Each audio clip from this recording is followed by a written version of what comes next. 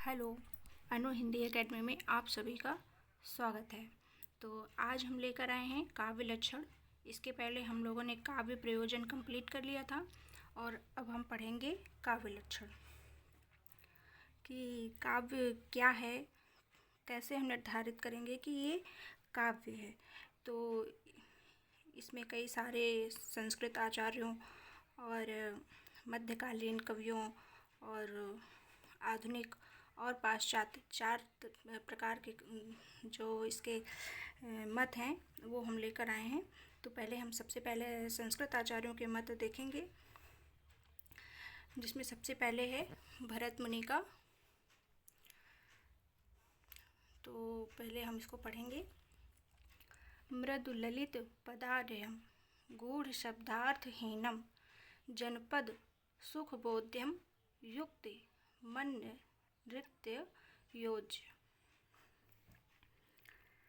फिर तीसरी पंक्ति है बहुकृत रसमार्ग संधि संधान युक्तम सा भवति शुभ काव्यम नाटकम प्रेक्षकाणाम काणाम।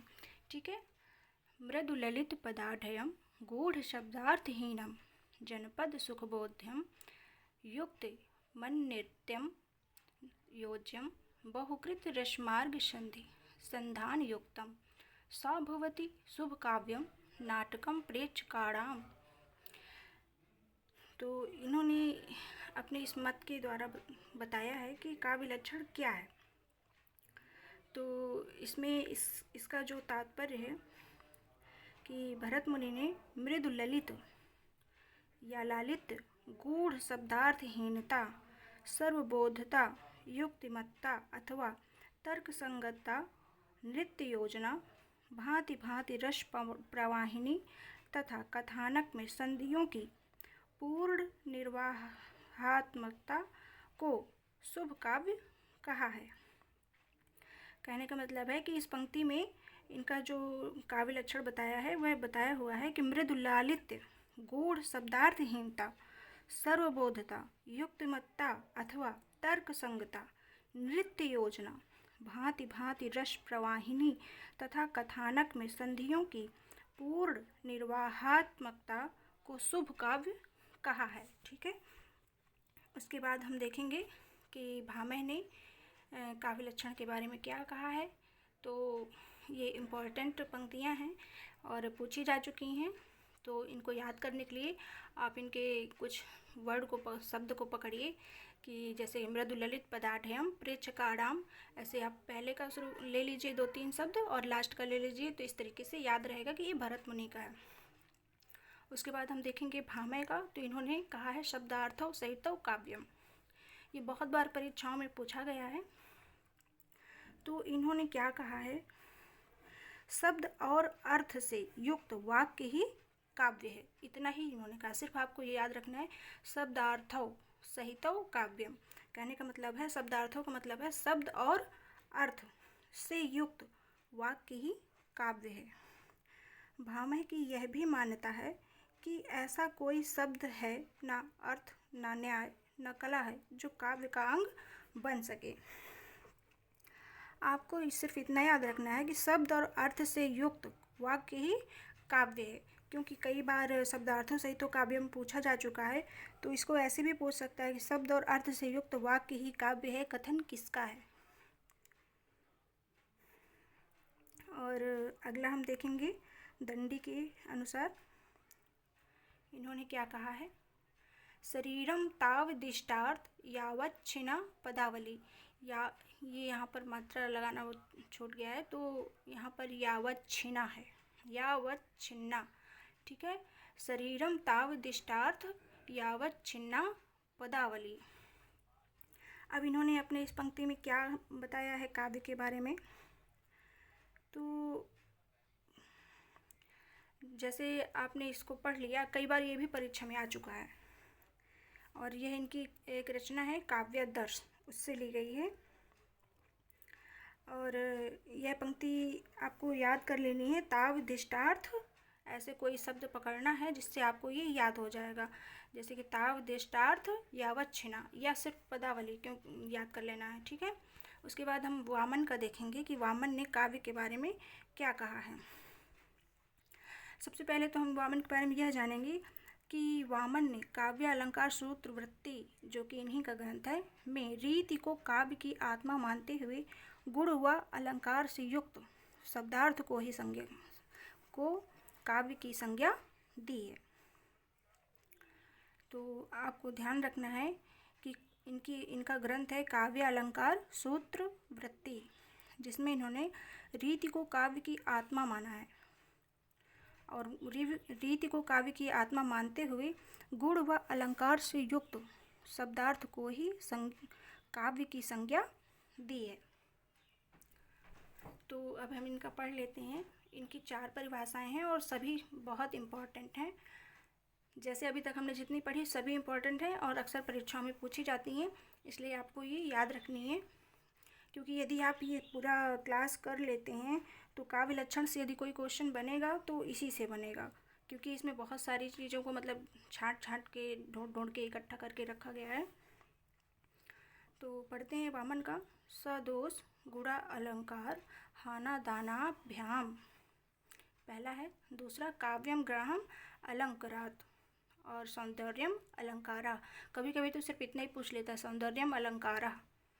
तो आपको ध्यान रखना है, ये दोनों पहले पूछी जा चुकी है। काव्यम ग्राहम अलंकारात् और सौंदर्यम अलंकारा पूछा जा चुका है।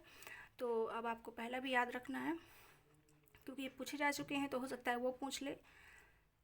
और तीसरा है सदोष गुण अलंकार तद दोषौ हाना दानाभ्याम काव्य शब्दो अयम गुणालंकार संस्कृतियों शब्दार्थियों वर्तते।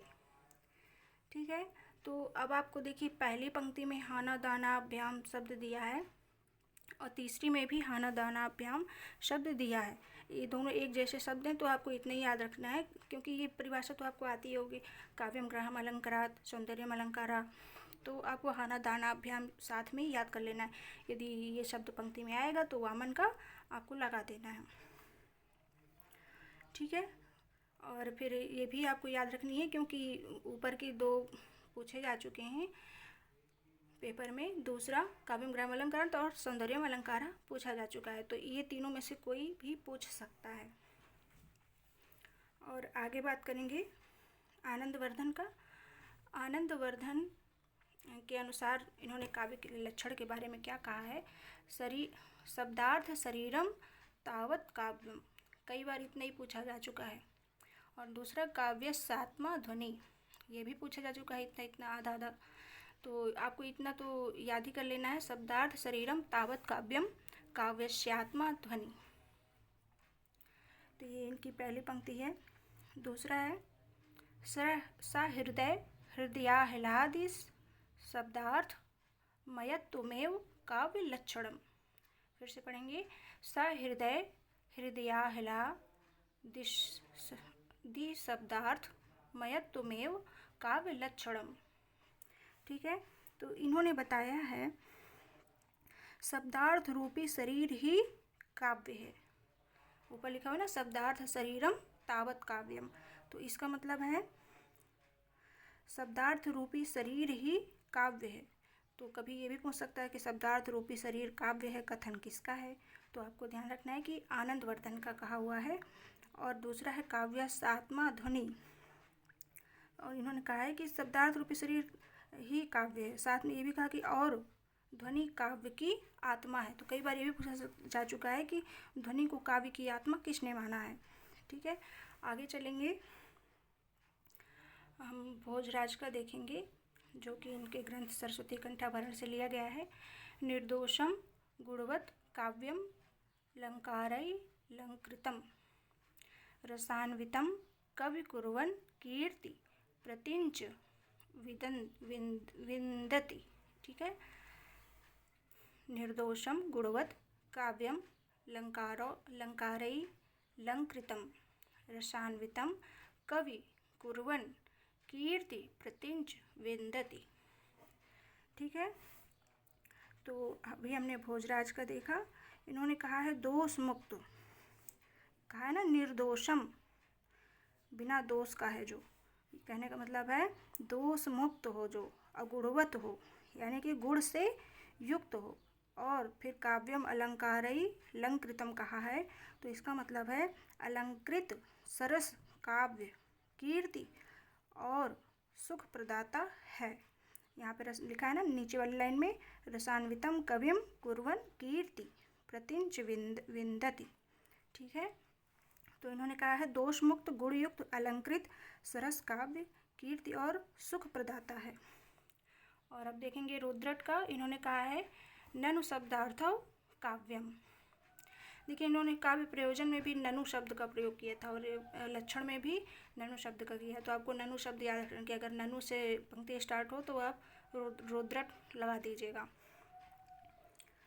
फिर उसके बाद इन्होंने कहा है शब्द और अर्थ का मेल ही काव्य है। इन्होंने कहा ननु शब्दार्थौ काव्यम। इनके कहने का मतलब है कि शब्द और अर्थ का मेल ही काव्य है। कुंतक का देखेंगे, इन्होंने कहा है शब्दार्थो सहितो वक्र कवि व्यापार शालिनी। ये भी पूछा जा चुका है। ये सभी पंक्तियां ही इम्पॉर्टेंट हैं, इसीलिए सारी पंक्तियों को क्या किया है कि हमने इकट्ठा कर लिया है ताकि आप लोगों को प्रॉब्लम ना हो। ठीक है, उसके बाद इन्होंने दूसरी पंक्ति में बोला है बंधे व्यवस्थितो काव्यम तद्विदहलाद कारिणो। अब देखिए ये पंक्ति इन्होंने कही है, ये कुंतक की पंक्ति है। तो इन्होंने इसमें क्या कहा है, इन्होंने कहा है आह्लादक सुव्यवस्थित बंध में बंधा वक्र व्यापारशाली शब्दार्थ ही काव्य है। तो आपको ये याद रखना है कि कभी कभी क्या करता है कि पहली पंक्ति तो पूछ चुका होता है, तो कभी कभी नीचे की ही पंक्ति दे देता है कि ये पंक्ति किसकी है, यह किसका कथन है। तो आपको बंधे व्यवस्थितो काव्यम ये वाली भी पंक्ति याद रखनी है। और कुछ ऐसे शब्द मतलब पकड़िए ना, तो एक पंक्ति का एक शब्द ऊपर की पंक्ति का हो और एक शब्द नीचे की पंक्ति का। उसके बाद हम देखेंगे मम्मट का, इन्होंने कहा है शब्दार्थो सगुणावलंकृति पुनः क्वापि। ये भी पूछा जा चुका है, यानी कि जितने भी संस्कृत आचार्यों के मत हैं सभी ज़्यादातर परीक्षाओं में पूछे जा चुके हैं, तो सभी ही इम्पॉर्टेंट हैं और जितने थे हम सभी इकट्ठा करके लाए हैं। तो आपको ये सारे लिख लेने हैं और फिर याद कर लेने हैं। तो अभी हमने देखा मम्मट का, ये इनकी एक रचना है काव्य प्रकाश, उससे लिया गया है शब्दार्थो सगुणावलंकृति पुनः क्वापि। ठीक है, अब इन्होंने इसमें कहा क्या है, इन्होंने कहा है दोष रहित गुण सहित, मतलब दोष से रहित हो और गुण के साथ हो, गुण सहित और यथासंभव अलंकार युक्त शब्दार्थ काव्य है। ठीक है, शब्दार्थ काव्य है। फिर से एक बार देखेंगे,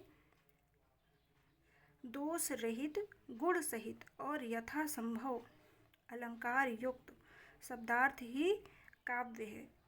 और यह पंक्ति मम्मट की जो है ये काफ़ी मान्य भी है, सर्वाधिक मान्य परिभाषा है। तो आपको ये भी याद रखनी है क्योंकि ज़्यादातर सब पूछी जा चुकी हैं और ये भी कई बार पूछी गई है। उसके बाद हम आगे देखेंगे कि वाग्भट्ट की पंक्ति।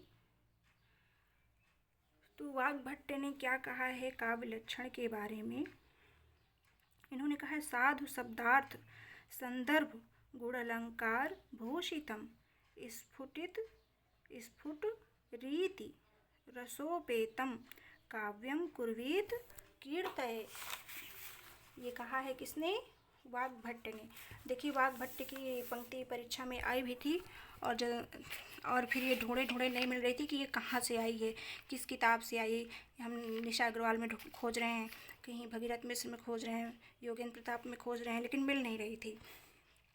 तो जब मिलेगी नहीं तो याद कहाँ से होगा, इसीलिए फिर हमने इन सारी चीज़ों को खोज के इकट्ठा किया कि यदि इकट्ठा रहेगा तो परीक्षा के समय प्रॉब्लम नहीं आएगी। ठीक है, तो वाग्भट्ट की हमने पंक्ति पढ़ी। तो इन्होंने क्या कहा है, साधु शब्दार्थ शब्द का प्रयोग किया है इन्होंने।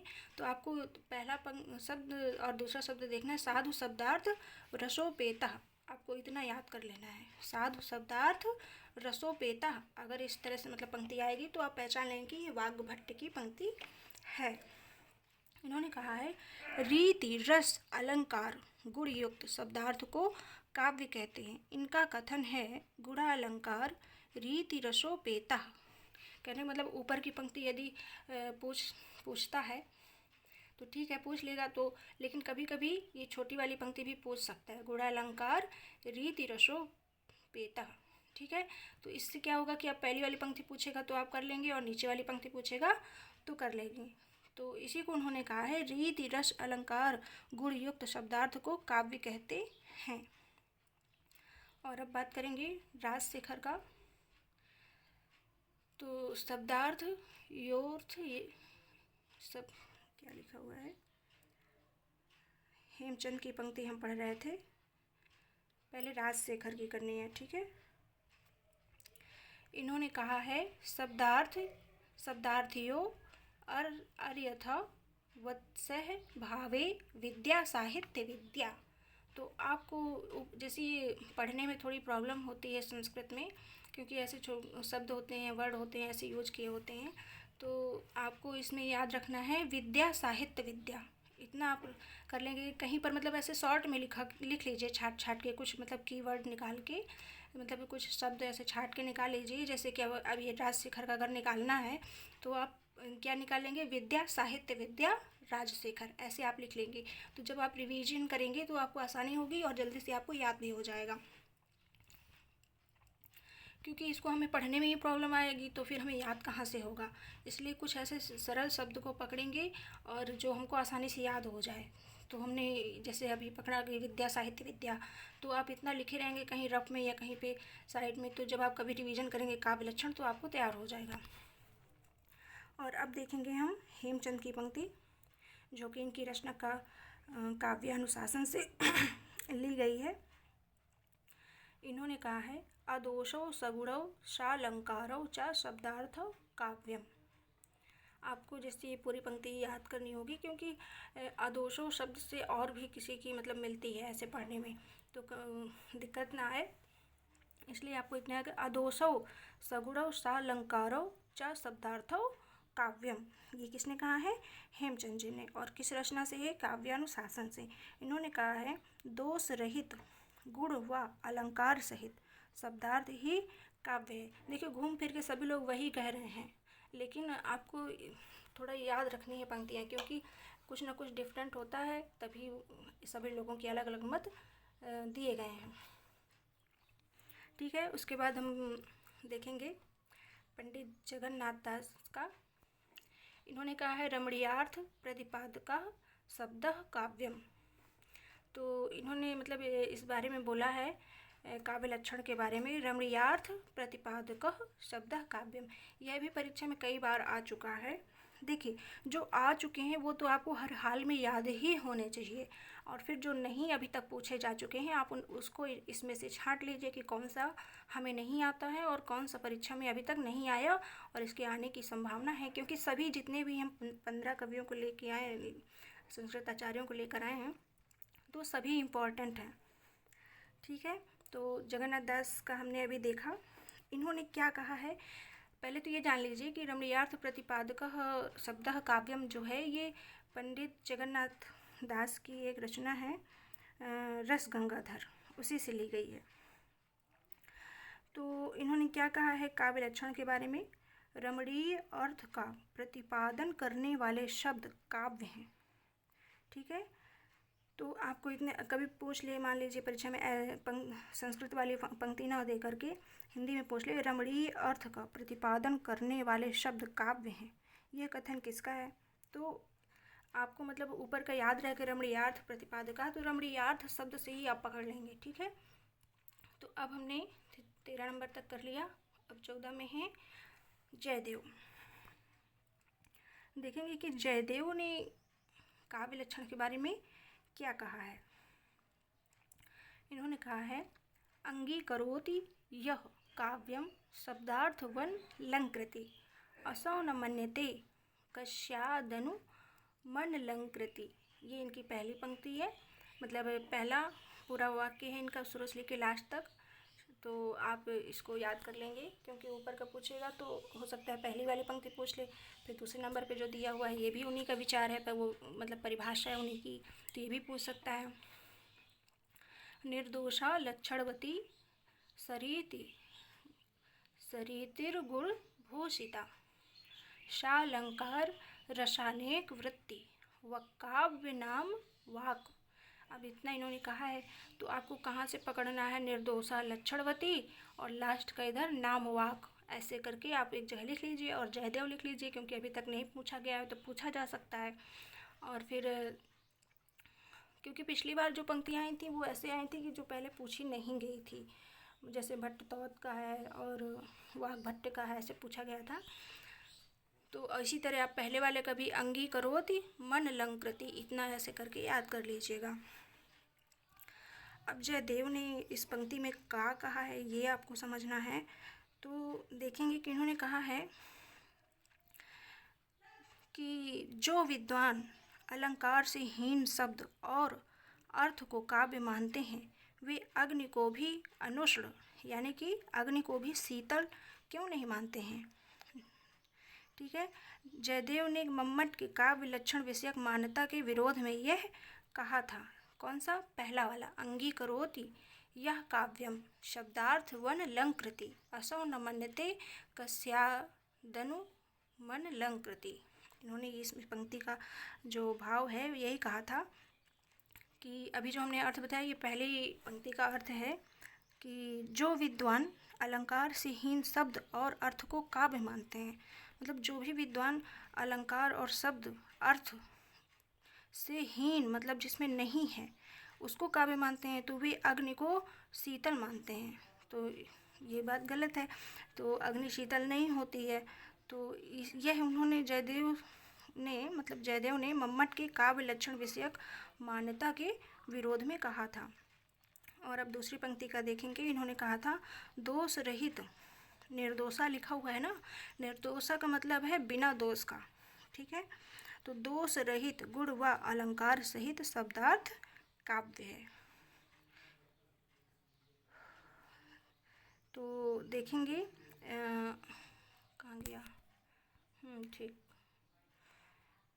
निर्दोषा लक्षणवती सरीतिर गुण भूषिता सालंकार रसानेक वृत्ति वाकाव्य नाम वाक। आपको इसमें ध्यान देखना है, निर्दोषा नाम वाक। ठीक है, तो दोष रहित तथा गुण रीति अलंकार रस वृत्ति इत्यादि सभी लक्षणों से युक्त जो हो वही काव्य है, ऐसा इस पंक्ति में इन्होंने कहा है। फिर से एक बार सुनिएगा, दोष रहित तथा रीति गुण अलंकार रस वृत्ति इत्यादि सभी लक्षणों से युक्त वाक्य ही काव्य है। उसके बाद हम विद्यानाथ का देखेंगे। विद्यानाथ ने क्या कहा है काव्य लक्षण के बारे में? इन्होंने कहा है गुण अलंकार शब्दार्थो दोष वर्जितो काव्यम। तो इनकी एक रचना है प्रताप रुद्र यशोभूषण, तो उसमें से है ली गई है ये गुण अलंकार शब्दार्थो दोष वर्जितो काव्यम। ठीक है, तो इन्होंने इसमें क्या कहा है इस पंक्ति में देखेंगे, शब्द अर्थ से युक्त वह काव्य है जो गुण और अलंकार से युक्त हो। इस तरीके से हमने काव्य लक्षण के जितने भी संस्कृत आचार्यों के मत थे उनको पढ़ लिए हैं। और अब हम नेक्स्ट क्लास में भक्तिकालीन व रीतिकालीन मत देखेंगे कि भक्तिकालीन रीतकालीन जो कवि थे उनके क्या विचार थे। तो पहले देखिए भक्तिकालीन करेंगे, तुलसीदास का, केशवदास का, चिंतामणि, देव, कुलपति मिश्र, सोमनाथ, श्रीपति, भिखारीदास, प्रताप शाही, ठाकुर, और फिर उसके बाद आ जाता है आधुनिक मत। आधुनिक मत भी काफ़ी पूछे जाते हैं, जैसे कि अभी केवल मनोरंजन ना कवि का कर्म, ये भी कई बार पूछा जा चुका है। और महावीर प्रसाद द्विवेदी का तो पिछली बार टीएसटी में आया ही था, दूसरी वाली पंक्ति, और दोनों कई बार पूछी जा चुकी हैं। और आचार्य रामचंद्र शुक्ल जी का भी बहुत ये पूछा जाता है, तो आचार्य रामचंद्र शुक्ल का भी देखेंगे। उसके बाद श्याम सुंदर दास, गुलाब राय, जयशंकर प्रसाद, राम कुमार वर्मा, महादेव वर्मा, सुमित्र नंदन पंत, दिनकर जी, और आगे प्रेमचंद जी का भी कथन देखेंगे, हजारे जी का और डॉक्टर नगेंद्र। उसके बाद धूमिल के क्या विचार हैं वो भी देखेंगे। फिर आ जाते हैं पाश्चात्य मत।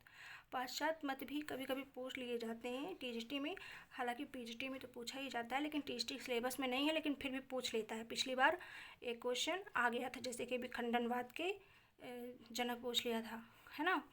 तो पाश्चात्य मत देखेंगे, जिसमें हम प्लेटो की जो काफ़ी पूछी जाने वाली पंक्तियाँ हैं, कथन है उनके, और फिर अरस्तु के अनुसार भी देखेंगे, कॉलरिज के अनुसार, वर्ड्सवर्थ। बस इतना ही है।